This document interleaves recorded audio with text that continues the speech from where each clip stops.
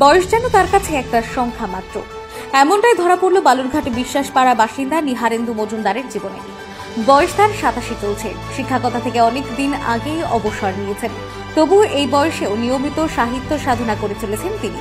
1947 সালে ছেলেবেলায় মা অনিতা মজুমদারের সহায়তায় সাহিত্যের প্রতি আকর্ষণ জন্মে। 1961 থেকে 62 শিক্ষাবর্ষে বিশ্বভারতী বিশ্ববিদ্যালয়ে পড়াকালীন কবিতা লেখার মাধ্যমেই তার সাহিত্য চর্চা শুরু হয়। এরপর 1980 সালে ত্রিমোহিনী প্রতাপচন্দ্র উচ্চ মাধ্যমিক বিদ্যালয়ের প্রধান শিক্ষক থাকাকালীন অন্তঃসলীলা ফাল্গু পত্রিকায় প্রবন্ধ লেখা শুরু করেন। 1919 সাল থেকে ছোট গল্প ও উপন্যাস লিখে পাঠ করতেন সোমবারের সন্ধ্যাকালীন সবুজের আড্ডা সাপ্তাহিক সাহিত্য পাঠের আসরে। তারপর বালুরঘাটের পাশাপাশি বালুরঘাটের বাইরেও বিভিন্ন পত্রিকায় ছোট গল্প, প্রবন্ধ, কবিতা, অনুগল্প ও ছড়া নিয়মিত লিখেই চলেছেন। তার লেখা মন্দাক্রান্তা উপন্যাসের বইয়ের পাশাপাশি বহুরূপা গল্প সংকলনের বই প্রকাশিত হয়েছে। তার সাহিত্য সাধনার বিষয়ে তার কাছ থেকে সরাসরি শুনে নেব। একটা পত্রিকা প্রকাশের চেষ্টা করেন, সেটার নাম হয়েছিল অন্তঃসলীলা ফাল্গু। তাতেই পুজো সংখ্যাগুলোতে লিখতাম। তারপরে বালুরঘাট কলেজের অধ্যাপক বিমানবাবুর সূর্যবীজ বলে একটা পত্রিকা বেরোতো, সেই পত্রিকায় প্রত্যেক সর্দিয়াতে আমার লেখা কবিতা ছাপা হতো। তখন আমি মেনলি কবিতা আর প্রবন্ধ লিখতাম। গল্প লেখাটা শুরু আমি যখন রিটায়ার করার পরে এখানে সোমবারে একটা করে সাহিত্য সভা হতো, সেটা পরবর্তীকালে সেটার নাম হয়েছিল সবুজের আড্ডা। অজিতেশ ভট্টাচার্য বালুরঘাট কলেজের বাংলার অধ্যাপক, বদরী প্রসাদ বন্দ্যোপাধ্যায় বাংলার অধ্যাপক, বিমান বিহারী সরকার উনিও বাংলার অধ্যাপক, এরাই সেই আড্ডাটা পরিচালনা করতেন।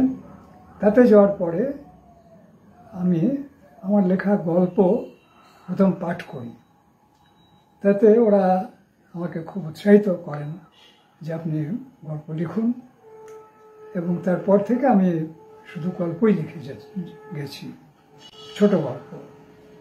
তারপরে একটা উপন্যাস লেখার ওই সাহিত্যের আড্ডাতেই, সবুজের আড্ডাতেই পড়তাম ধারাবাহিক, সেটাও ছাপা হয়েছে।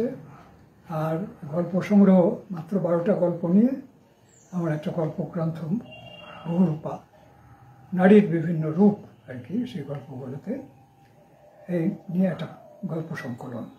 তারপরে আমি প্রায় 100 লেখা লিখেছি। এগুলো সবই বালুরঘাটের বিভিন্ন পত্রপত্রিকায় শারদীয়া সংখ্যাতে বা অন্য সংখ্যাতেও প্রকাশিত হয়েছে। কলকাতাতেও 2-1টা পত্রিকা, মহিষ সমাজ একটা পত্রিকা প্রকাশ করে, সেখানেও আমার লেখা প্রবন্ধ গল্প ছাপা হতো। Bureau report, Dinajpur digital.